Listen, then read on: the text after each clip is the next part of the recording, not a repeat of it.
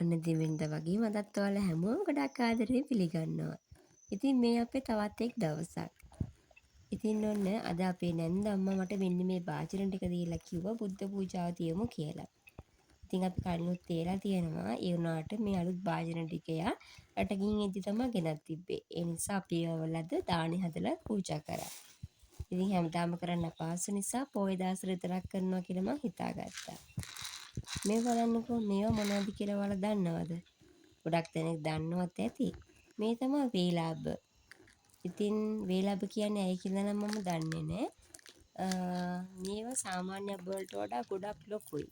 ඉතින් මේවා ගැන මොනවා හරි දන්නවනම් විශේෂ දෙයක් දන්නවනම් කමෙන්ට් එකක් දාන්න.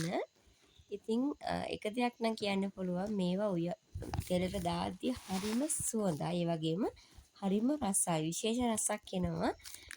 සාමාන්‍ය අබෑට වලට වඩා ලොකු නිසාද දන්නේ නැහැ. කොහොම හරි මේ අබ දාලා වේපම් හරිම රසයි කෑම. ඉතින් මට මේ අබ ටික හම්බුනේ මගේ අම්මලාගේ ගෙදරින්. එහෙ තමයි මේවා ගොඩක් හැදිලා තිබුණේ. මං ඉතින් ගෙදර ගිහපු දවසක කඩාගෙන ආවා. ඉතින් ඒ වගේම තමයි ඔයාලා දන්නවනේ අපේ ගෙවල් වල ස්විච් මෙන්න මේ විදිහට ගොඩක් ඒ ස්විච් එක වටේ මඩ ගෑවිලා චරා වෙලා තියෙනවා. මොකද අපේ අත්වල තියෙන ඒවා ගෑවිලා.